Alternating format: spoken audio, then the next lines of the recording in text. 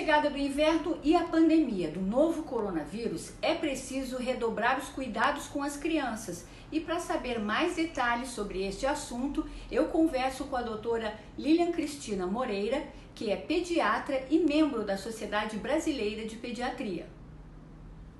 Doutora Lilian, eu já agradeço desde já a sua participação aqui na Rio TV Câmara para essa entrevista e já faço aquela pergunta já de início, né? Chegando o inverno já e também esse período de pandemia. Quais os cuidados que os pais devem ter com as crianças agora? Oi, obrigada, Simone, pelo convite. É um prazer estar aqui. E a sua pergunta é muito boa, porque nesse momento, né, a gente já está vivendo a situação de pandemia há alguns meses, né? Há mais de 3 meses a gente já está vivendo a quarentena aqui no Brasil. E durante o inverno, aumenta realmente a circulação de vírus respiratórios. Então, eles vão coexistir com o vírus da SARS-CoV-2, conhecido como Covid-19. Então, é muito importante os pais estarem muito atentos a qualquer sintoma respiratório, porque, de fato, durante os meses mais frios, durante o inverno, aumentam as doenças respiratórias em crianças e adultos. Os pais estarem bastante atentos, porque qualquer sinal de febre, tosse, coriza, catarro, qualquer sinal de alguma síndrome respiratória, é muito importante que os pais procurem orientação, procurem ajuda médica. Então, isso é muito importante, ainda mais nesse tempo de pandemia. Doutora, mas nesse período de pandemia também a gente tem que levar em consideração o seguinte: sempre os pais saem correndo para as emergências em qualquer situação. E agora, nesse caso, o que fazer e quando procurar a emergência? Essa é uma ótima pergunta, porque logo no início, na situação da pandemia, a orientação era para que as pessoas só procurassem ajuda médica em último caso, de formas extremas, ou apresentando sintomas da SARS-CoV-2, se tivessem falta de ar ou febre muito continuada. Mas conforme a gente foi percebendo o perfil da doença, também a postura da classe médica mudou. Então, a orientação hoje, agora, se a pessoa apresentar algum sintoma que seja suspeito ou compatível com a Covid-19, é importante que procure logo ajuda médica. Não precisa necessariamente ir sair correndo para uma emergência, mas ligar para o seu médico de confiança, o pediatra dos seus filhos, pegar uma orientação telefônica em primeiro lugar, se for o caso, fazer um teleatendimento, uma teleconsulta e, de preferência, buscar logo a orientação, a ajuda dele até no próprio consultório médico. A ida ao hospital, realmente, Simone, só deve ficar reservada a situações onde é necessário toda a logística hospitalar para atender e dar suporte àquela pessoa.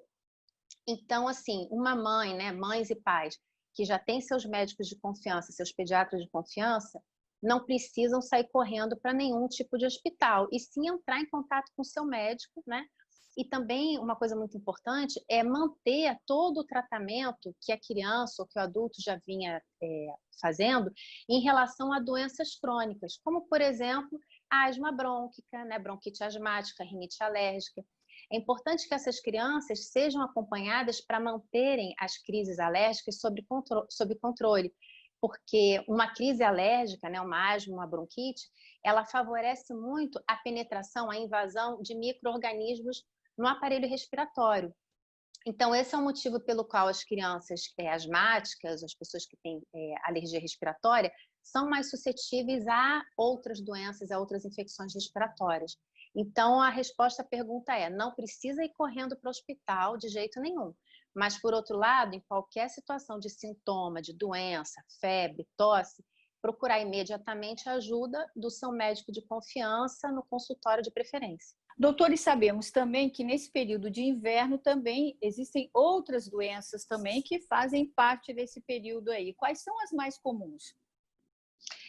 Na época do inverno, aumenta a circulação dos vírus, né, respiratórios.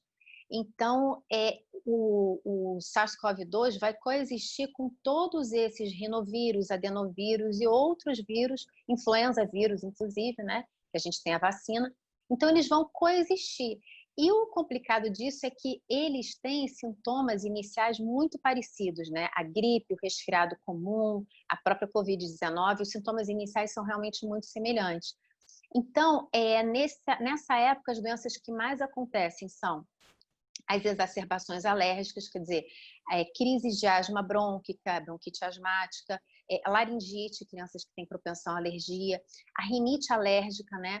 E, por conseguinte, afecções virais ou bacterianas que são consequências desse processo inflamatório alérgico. Então, aumenta a frequência de amidalite, aumenta a frequência de pneumonia, de otite.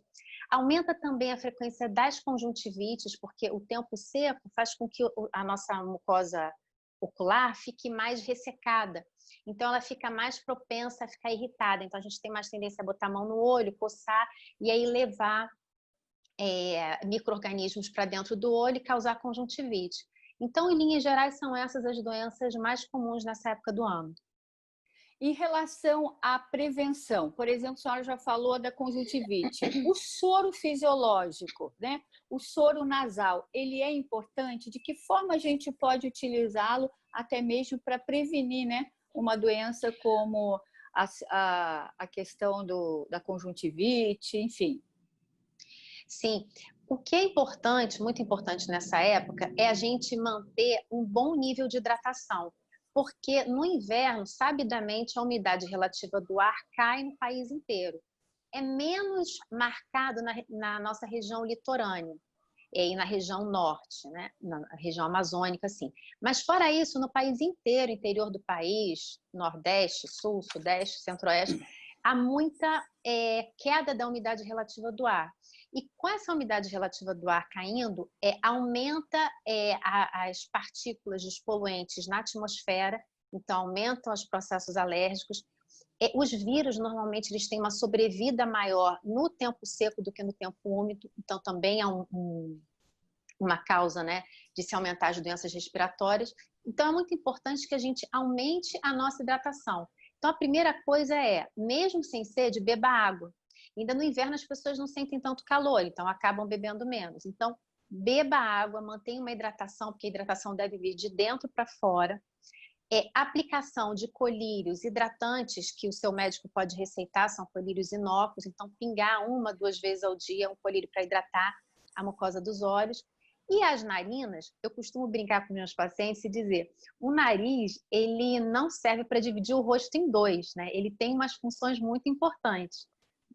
Dentre as 3 funções mais importantes são aquecer o ar que vai para os pulmões, filtrar esse ar, porque a gente tem pelos nasais e toda uma estrutura na mucosa nasal para filtrar esse ar, e aquecer e umidificar esse ar. Então, é muito importante que a mucosa nasal, né, que esse filtro que a gente tem nas narinas, ele esteja sempre bem umidificado e bem limpo. Porque se o filtro está saturado, se ele está repleto de sujidade, ele acaba perdendo o seu poder filtrante. Então, eu sempre dou uma orientação de se lavar as narinas com soro fisiológico 2 vezes ao dia, com certeza. De manhã, a minha dica para lavar a narina é porque você está dormindo, você acumula um pouco de secreção nas vias aéreas superiores, então quando você lava com soro, você faz com que você limpe, né, tire todo esse resíduo daquela secreção que ficou meio parada por ali e você pode caminhar para o seu dia. Já no final do dia, você limpa o filtro do nariz, mas pensando em retirar as sujidades que ele filtrou, né, dos poluentes do ar ao longo do dia, a pessoa saindo, indo na rua ou mesmo estando em casa. Então, sempre lavar o nariz ao acordar e lavar a narina quando chegar em casa ou à noite antes de dormir. Isso é muito importante, é de grande valia, ajuda bastante. E outras questões também é a questão da alimentação e da higiene, né? Que são imprescindíveis. Sim, a boa alimentação, ela deve ser feita 365 dias por ano. Não adianta a gente se alimentar bem durante um período, uma semana, 2, um mês, e depois o resto do ano a gente não se alimentar bem. É um hábito que deve acontecer desde o início da vida da criança, né? E o primeiro passo para uma excelente alimentação numa criança é fazer um aleitamento materno exclusivo até 6 meses e manter até 2 aninhos. E depois, não tem mistério para boa alimentação, gente. É basicamente o quê? fugir de alimento industrializado, fugir de alimento ultraprocessado. São ricos em calorias, ricos em carboidratos, muitas vezes, gorduras saturadas e muito pobres em nutrientes. Então, a gente não pode ter um organismo imunologicamente competente se a gente nutriu mal aquele organismo. Então, a alimentação é a base, assim, de tudo. A alimentação o mais natural possível. E, como você falou, as medidas de higiene.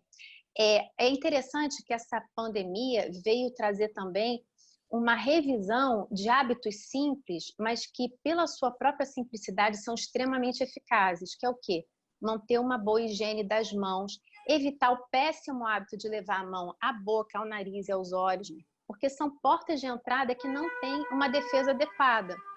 Então, se a gente já mantiver isso, a gente consegue diminuir muito a possibilidade da gente contrair doenças respiratórias e vários outros tipos de doença também. Então, higiene e boa alimentação sempre. Importante, né? E em relação à vacinação também, a importância da vacinação para as crianças. Sim, a vacinação jamais deve ser esquecida. A gente tem que lembrar que o mundo meio que parou, né?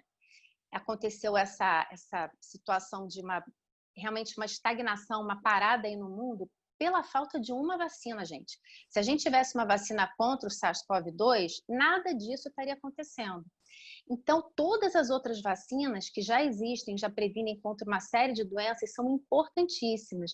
E a Sociedade Brasileira de Imunização está sempre enfatizando que os pais não deixem de manter o calendário vacinal da criança completo, entendeu? Então, não deixem de ir aos postos, procurar vacinação por conta da pandemia, hipótese alguma, que a gente pode estar criando um problema maior ainda para o nosso filho. Ok, doutora, a senhora gostaria de deixar alguma mensagem para quem está nos ouvindo antes de encerrar nossa entrevista? Olha, a mensagem que eu deixo é o seguinte, nesse momento que a gente está vivendo, eu acho que o amor, o apreço a nós mesmos, né, as pessoas que nós amamos e ao outro, qualquer outro, deve ser colocado sempre em primeiro lugar. Então, qualquer atitude que você tenha, lembre-se de que ao seu papel, a sua atitude pode implicar em consequências para as outras pessoas. Então, é mais do que você não pegar a doença, né, a SARS-CoV-2 ou qualquer outra doença, é muito importante que você tenha na sua mente que você não deve transmitir essa doença.